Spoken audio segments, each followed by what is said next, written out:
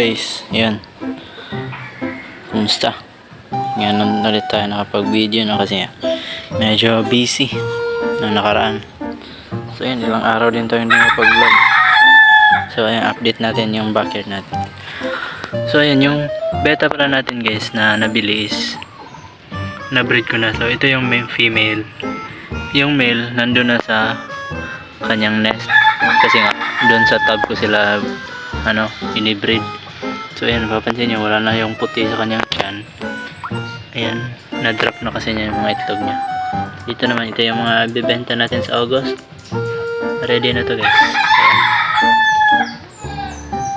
And yung crayfish natin dyan guys is nasa mga 3 inches na.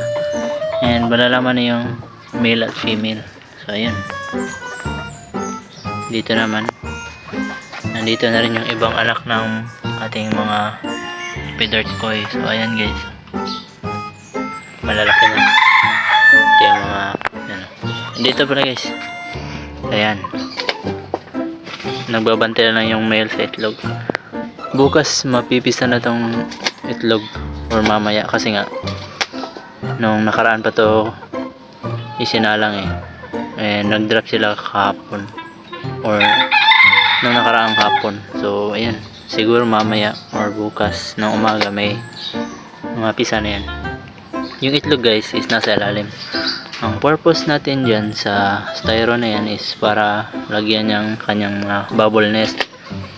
So yung mga male kasi na beta is gumagawa sila ng bubble nest. So ayun, kaya nilagyan natin yan para safe, para kapag humangin is hindi tawag dito, hindi mabubulabog yung mga itlog. So ayan, ganyan ang pag-breed ng beta guys, madali lang. So ayan nga kung may mga katanungan pa kayo kung paano pag-breed ng beta is pwede natin sagutin sa comment yan or mag-chat kayo. So ayan, dito yung ABT. Yung ABT natin actually dapat nung nakaraan is may benta na to pero yun nga, hindi nag-chat ulit yung buyer. Siguro nakauwi na siya sa Negros, pero okay lang, marami pa rin to. Kaya siguro yung mga dapat na i-out na is isasama natin sa August na benta. Ayun, may malapit na mga anak. Ayan isa, tsaka yung isa sa ilalim. Ayan. So baling dalawa na to. And yung ilan ba yun? Yung maraming fry nila guys, nandito yan. Medyo konti lang tingnan pero nasa ilalim yan guys, malaki na rin. And plano ko guys is ililipat ko sila dito. So inayos ko to dito. Kinuha ko lahat ng mga water lilies na nandito. Hindi ko pa sila nilipat kasi nga may tilapia pa tong isa malaki.